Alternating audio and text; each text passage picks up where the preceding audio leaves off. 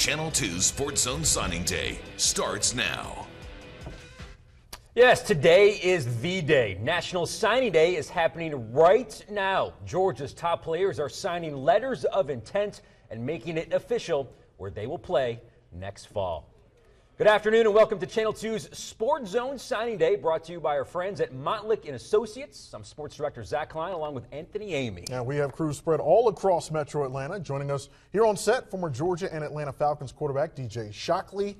Looking forward to see you throughout the show, my friend. We also have AJC recruiting expert Michael Carvel. He will join us live with a breakdown of the top recruits. Plus our Chuck Dowdle and our Van Earl Wright will check in from Georgia and Georgia Tech, respectively. And they will help tell you who's in line to potentially become maybe the next Nick Chubb, who's headed out of state and who has everyone waiting right now for that decision. Yeah, we want to hear your thoughts at home about this class for 2015. Check out SZ on 2 on Twitter for updates all day long. Now we start this afternoon with one decision that will impact the Georgia Bulldogs and the Auburn Tigers for the next few years. Wide receiver Darius Slayton from Greater Atlanta Christian verbally committed to the University of Georgia about a month ago. But as we know, guys, in recruiting, a lot can change within a month. And it did. Last night, he decommitted from Georgia and verbally committed to the Auburn Tigers.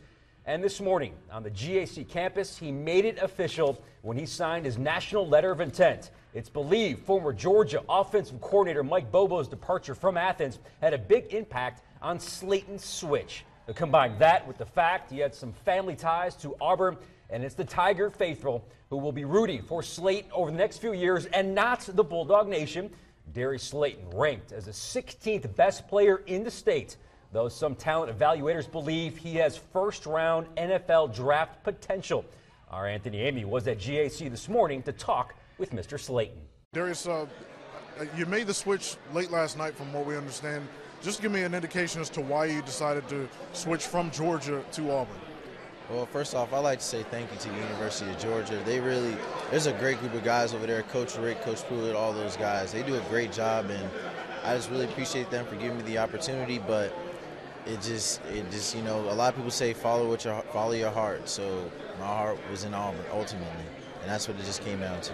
So now you prepare to go to one of Georgia's biggest rivals, and you're playing for Coach Malzahn. And clear this up for us, which position do you plan on playing? Because obviously you were very good at receiver as well as defensive back. So what's your primary position going to be with the Tigers? I'm going to play wide receiver at Auburn. And playing for someone like Gus Malzahn, seeing the numbers that offense put up, what do you envision for yourself in the Plains? Hopefully just an opportunity to make plays, and I'm going to do the best with the opportunities they give me. How much did looking at the personnel there, I know Sammy Coates is one that's moving on to the next level. How much did looking at the personnel and seeing the opportunity for playing time factor into the decision? It definitely factored in. You know, having the opportunity to play early and play often is something that played into my decision.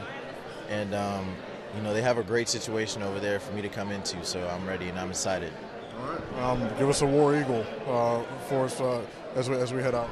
War Eagle.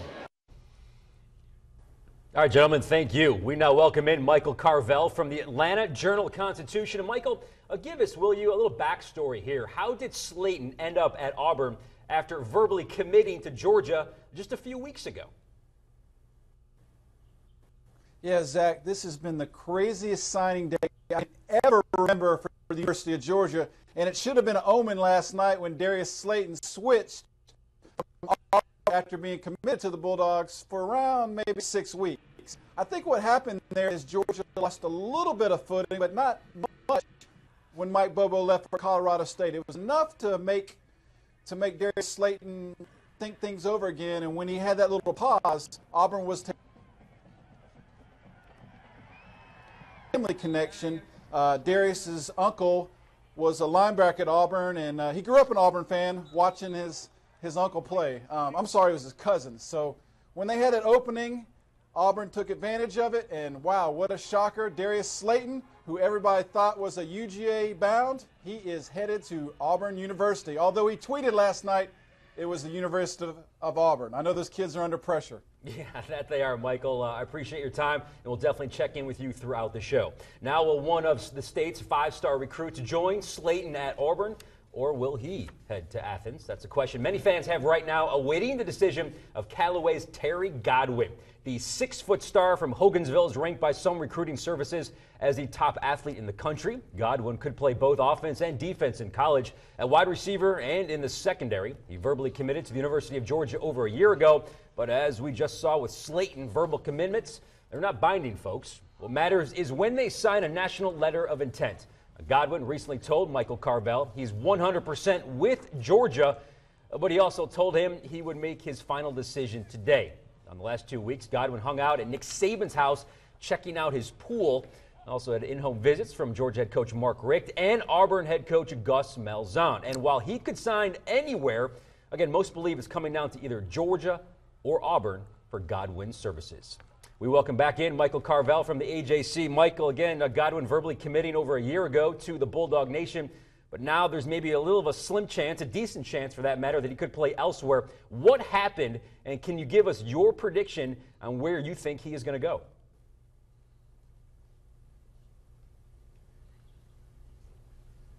You know, right now, it's around 1 o'clock Eastern time. I think he's going to Georgia.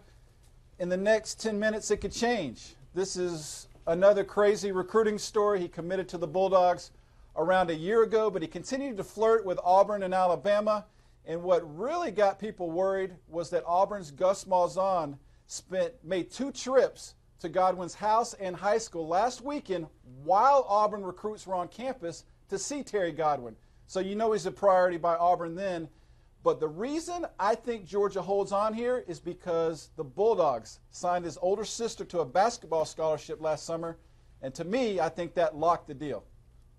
So the sibling on campus, that always matters at least a little bit. It has to, right? Well, DJ Shockley joins us now. Speaking of recruiting, he would certainly be the one to know. And Chris Conley, Michael Bennett, both graduated. So Malcolm Mitchell actually is the only returning wideout who had more than 11 catches last season. So obviously one of the Bulldogs' biggest needs is at receiver.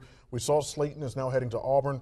It's possible Terry Godwin now joins him there. How devastating a blow would it be to your Bulldogs if they lose out on Godwin too? I think it's quite devastating because you talk about Slayton leaving, and now Godwin having a chance to go to the University of Georgia would be huge. But you talk about Malcolm Mitchell, he still is kind of a unknown. He hasn't played a full season at the University of Georgia yet, so you got to have some guys in place who can come in and play. And I think Godwin and Slayton are both guys who can come in and play right now if they had to as a freshman. And losing a guy like Godwin, you already lost Slayton, so losing a guy like Godwin would be a huge blow to the University of Georgia, especially when they've had a lot of decommitments. I think they had 8 decommitments, and 3 of them have been wide receivers. So they are needed at the position, especially you don't want to lean too much on the run game for next year, but you got to have some receivers who can catch the ball and make some plays. And Godwin is a guy who can do that. All right, Shock, thanks for checking on that. We'll check in with you definitely throughout the show. Now, while we await on Terry Godwin's decision, we know now where another one of the state's top players is headed, and it's a surprise. Linebacker. Raequan Smith, making his decision earlier. At least that's what we think he's doing, right? Yeah, we thought he was going to be headed to UGA as well. But Montezuma's own Raequan Smith, ranked as the state's 5th best linebacker in the country by some recruiting services. He did not verbally commit to a school, but after considering UCLA, Texas A&M, Michigan, Georgia, and Southern Cal, Smith picked UCLA today on ESPNU, so he'll head to Beverly Hills to play for former Falcons head coach Jim Mora and the Bruins. I just wanted to get out, do my own thing, experience something different. The education there speaks for itself, one of the top public schools in America, and just to go out, grow up on my own and just experience something different. I think Coach Orbrick, the staff out there, can develop me into what I want to be, and it just felt like home.